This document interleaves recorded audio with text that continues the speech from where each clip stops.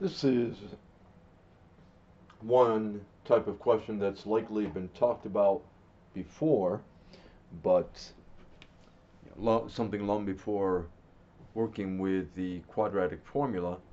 But now let's use the quadratic formula after answering the question to do a check as well. So if x equals 10 is one solution to a quadratic equation,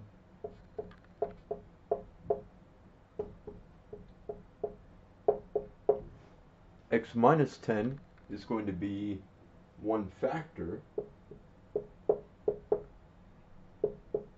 as will be x plus 6.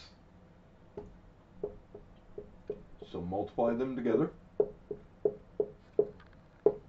equaling 0, because they want a quadratic equation, not a quadratic expression.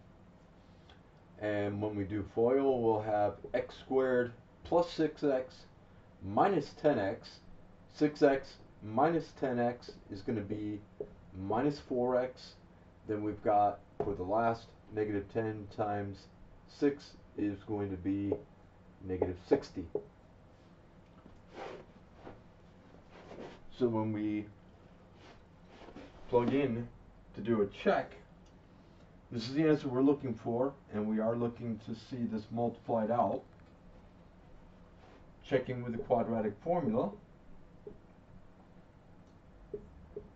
negative b, so the negative of negative 4, plus or minus the square root of something, all over 2a, so 2 times 1 there.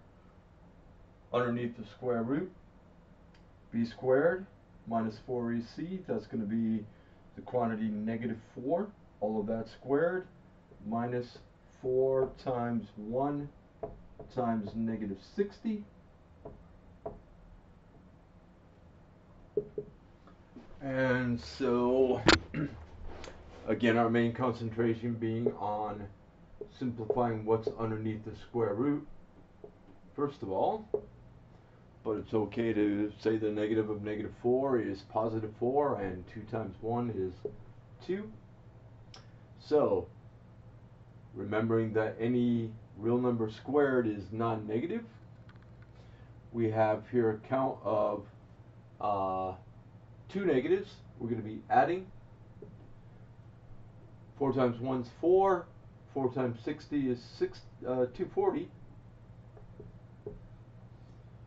The sum is 256. 256 is a perfect square. So we've got to discriminate the part that's underneath the square root, which is positive, meaning that we would get 2 real solutions. But since also it's a perfect square, we would get 2 rational solutions. We're supposed to get the x equals 10 and x equals negative 6. Square root of 256 is 16. I'm going to divide top and bottom by, we can split up that division since both of those are even numbers. So we've got 2 plus or minus 8.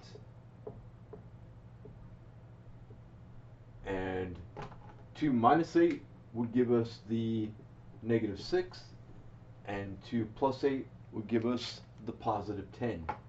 So this does check.